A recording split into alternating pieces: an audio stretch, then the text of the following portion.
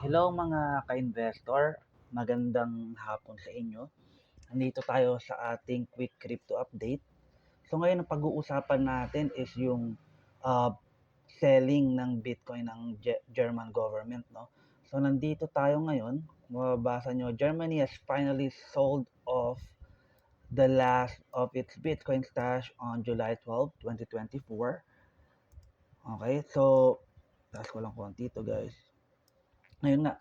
According to Arkham Intelligence, the final say include 3,846 Bitcoin transferred to flow traders, okay, described as institutional deposit and OTC service.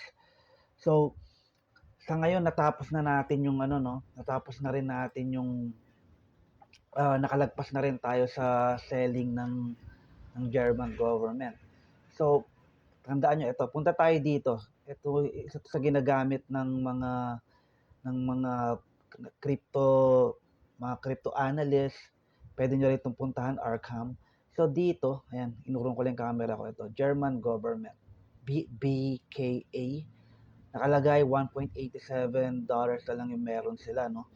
At ito lahat ng transaction nila, ayan lahat yun. Okay? Palitan ko to, gawin kong outflow. Outflow means yung pagbebenta nila, yung mga kinuha nilang Bitcoin. Ayun yung mga kinuha nila. Kung makikita nyo, 14 hours ago yung huli. Wala na silang balance. So, at least nakalagpas na tayo sa unang, yung isang struggle or isang FUD, fear, uncertainty, and doubt na ng mga nasa crypto ngayon, no? Itong German government. So, nung unang beses kasi na nagbenta yung German government, ang ginawa nila mga ka-investor is instead na sa OTC meaning over-the-counter trading, uh, hindi siya ipa-plug sa spot market. So, hindi maaapektuhan yung price ng Bitcoin or ng uh, kahit anong crypto. Pero dahil nga nag-sell sila sinal nila sa open market or sa spot market, nag-crash tayo. Okay? So, at least wala na tong isang magandang update to, natapos na rin, no? So, ang binabantayan na lang ngayon natin is yung sa Mt. Gox, kung ano mangyayari doon. And lastly, yung sa Federal Reserve. 'Di ba yung Fed's fund rate. So gagawa tayo siguro ng video, different video tungkol doon. Pero itong update na to is tungkol lang sa German government. So kumbaga sa nabunutan tayo ng isang tinik. So ayun nga.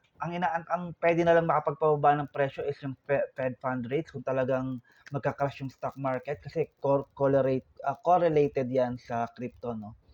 Sa mga tech stocks.